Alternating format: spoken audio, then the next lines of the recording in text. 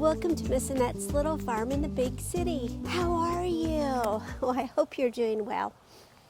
I am doing fantastic. It is a beautiful day here on the little farm. Even though it's cloudy and rainy, it is beautiful because it's a perfect day to make Cauldo de Res, which means soup of beef or soup made out of beef, something like along the lines of that. So today we're going to make that soup. I'm here in the garden because I'm going to harvest a few things for our soup. It's hard to believe that there's anything that we can gather here from the garden this time of year. But believe it or not, I've got some cabbages that are just dying to be thrown into a soup. Look at that. A little cabbage. We're going to go ahead and throw her in the soup. And I think that'll be just about enough cabbage. There's another one over here. Let's see if we can get that. Oh, that one's huge. Look how beautiful. Look at that beauty. All right. So we get some cabbage for our soup. Let's go ahead. And we have our lovely helpers here in the garden. Last time we were in the garden, we covered it up with some leaves to put it to sleep, put it to bed for the winter. Let's go inside and make some soup.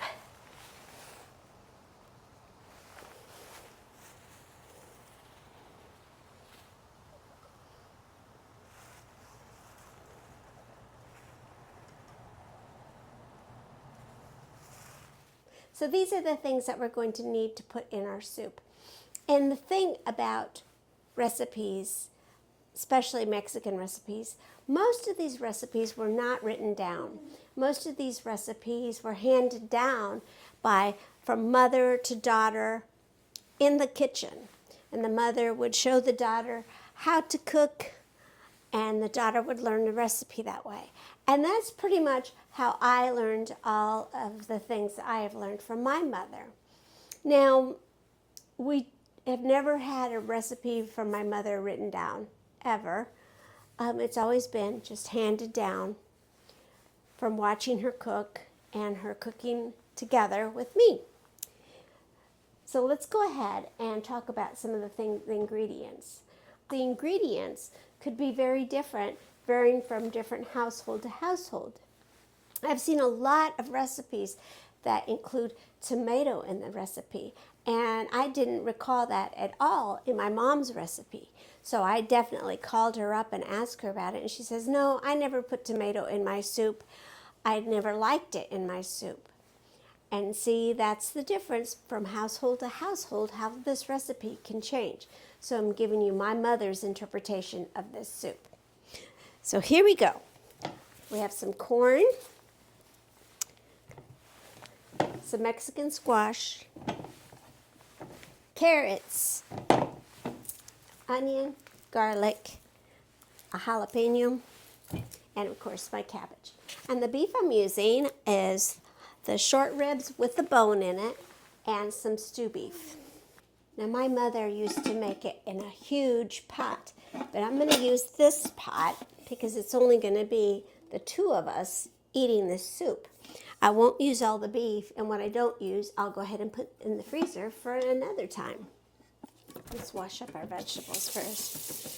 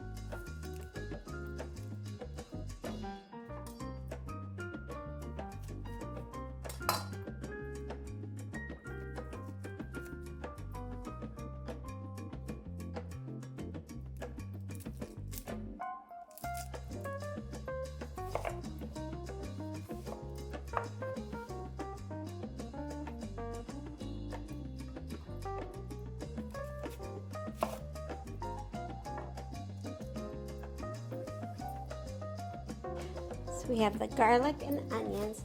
Let's get some cooking salt.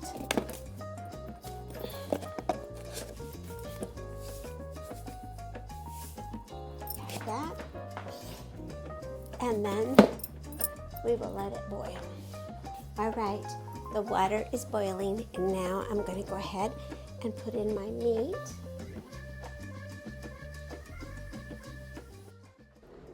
We're going to go ahead and let this simmer for 1.5 to 2 hours. I got it up high, so we're going to turn it to medium and then let it cook. A lot of people mistake Dia de los Muertos for Halloween or for devil worshiping or idol worshiping, and it's not worshiping at all. It's all about remembrance, remembering the people that have passed. And the day, La Dia de los Muertos, is a day where you revisit them, but not revisit them spiritually, but in your mind. And it gives you some time to remember them and to think about them. And their memories are so much more vivid.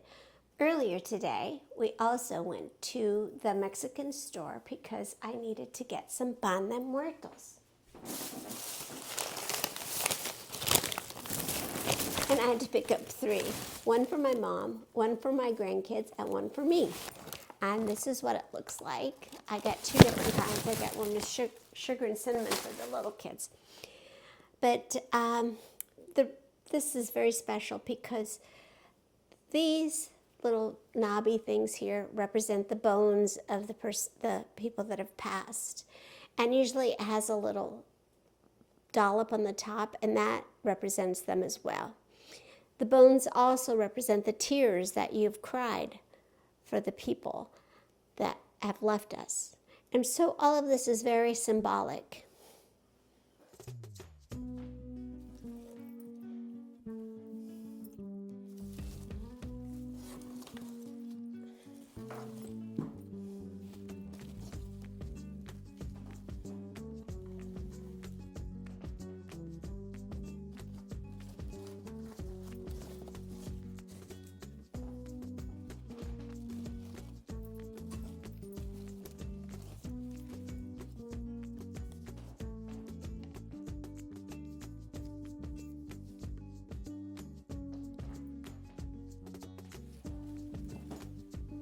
That's for all the chickens that we've lost this past year or so.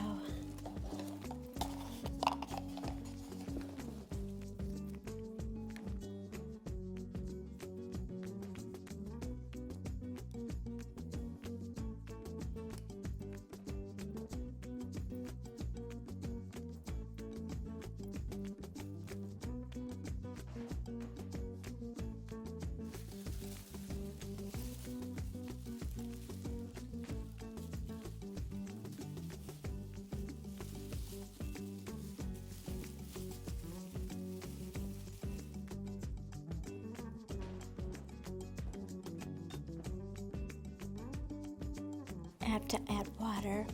I need a couple more things though.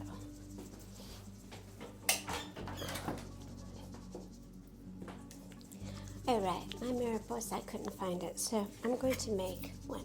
And it's a butterfly, the monarch butterfly. It is said that the butterflies help the dead find their way to the other world. So it's kind of important that I have one. And I got one of their little skeletons, and I painted over it, and then I made some markings on it.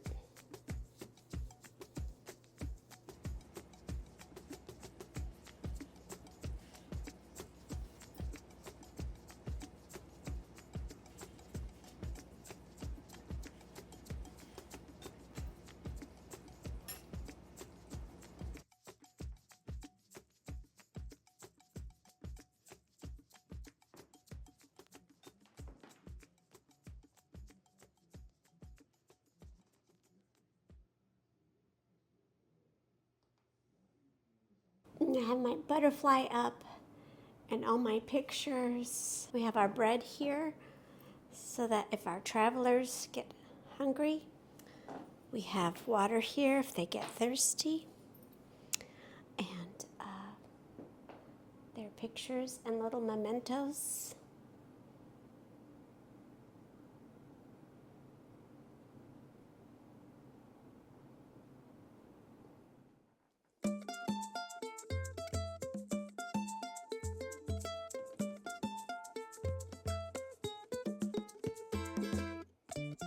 The meat is cooking very well right now.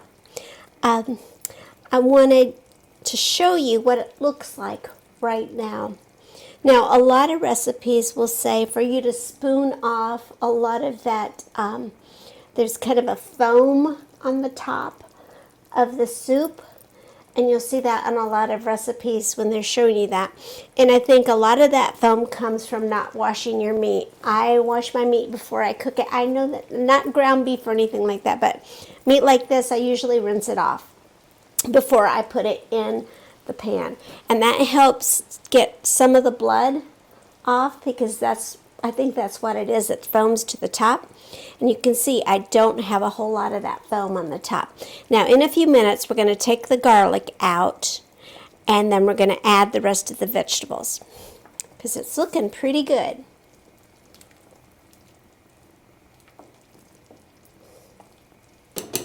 But while we wait for it to get ready, let's get the vegetables ready. I decided to go ahead and put a tomato in it. I just put my tomatoes in from the freezer. When they get ripe, I just throw them in the freezer, and then they're ready to go whenever I'm ready for that recipe that calls for a tomato. So I have a tomato from the freezer. That's from the garden. These vegetables don't take a whole long time to cook. The potatoes and the carrots do. Oh, you know what? I almost forgot about the potatoes. Let me go get some. See if I have any.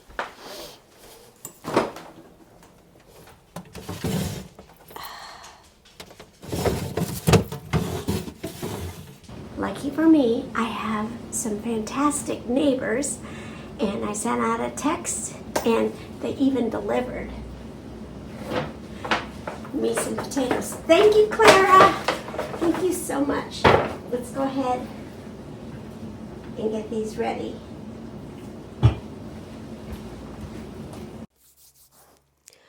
All right, it's been cooking for an hour, and now we're going to go ahead and take the garlic out. We're going to scoop this out. We'll put it back in, but we're going to smash it as we put it back in. And we're going to add the vegetables.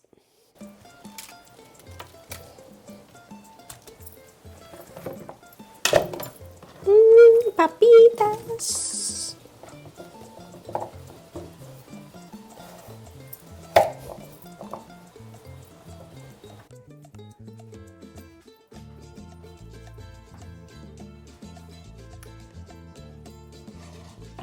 Let it cook.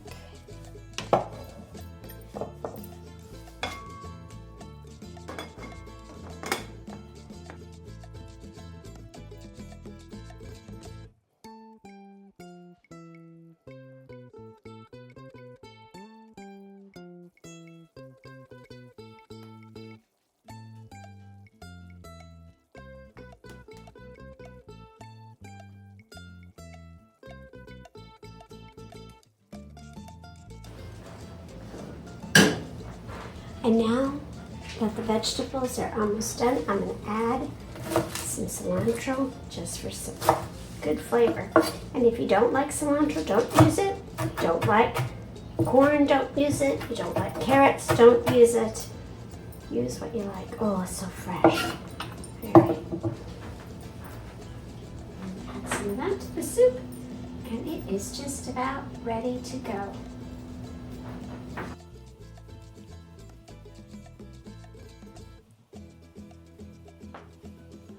There it is.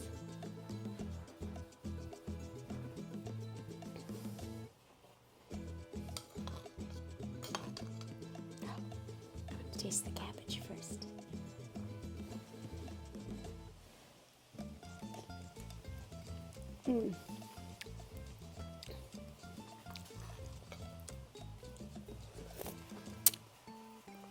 The broth is really good because the meat has been cooking all this time. I'm very proud of myself. This recipe came out really good, almost as delicious as my mama's, but not quite. And I don't know if I'll ever be as good a cook as she is, but I'm gonna keep trying. And I'm so glad that you guys stopped by to help me make this soup. Thank you. Thank you so much for stopping by and visiting me here on Miss Annette's little farm in the big city. Try to get outside today if you can. Take care of yourself and take care of each other. And I'll see you next time. Bye. Love you so much.